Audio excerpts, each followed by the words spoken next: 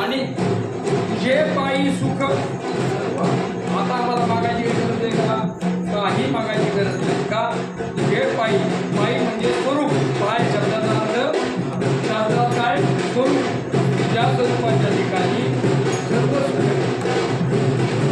आणि सुख मागायची गरज आहे का? सगळं सुख जवळ. आम्हाला काही मागायची गरज नाही. तरी का मागितलं? का मागितलं आपण पहिलं सांगितलं. कशासाठी मागितलं? आम्हाला काय मागावं, कसं मागावं, किती मागावं याचं आम्हाला ज्ञान नाही ते सांगण्यासाठी मागितलं. कोणासाठी मागितलं? येतो कळवळा आईशी कळवळ्याची जाती, घरी लाभावी न प्रीती.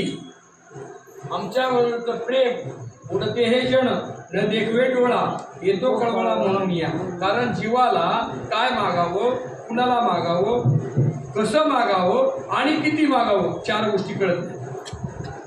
कुणाला मागावं पहिलं, कसं मागावं, किती मागावं आणि काय मागावं हे काही कळत नाही. ह्या चार गोष्टी काढण्यासाठी आम्हाला खूप बरं आहे. स्वतः मागणी करून दाखवता तुमच्या आमच्यासाठी, त्यांच्या स्वतःसाठी नाही. त्यांना काय गरज? काम आणि तुझी नलके दुसरी लागत नाही म्हणजे फक्त आम्हाला तुझं प्रेम पाहिजे. आम्हाला काय पाहिजे? फक्त प्रेम. प्रेम मागावं देवाला, तर मागू नये जीवानी. आणि आम्हाला बी अशी वृत्ती व्हावी काही मागवायची नाही.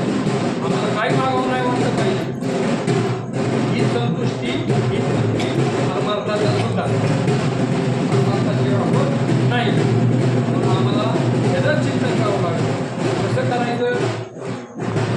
हे विठ्ठल जय हरी विठ्ठल,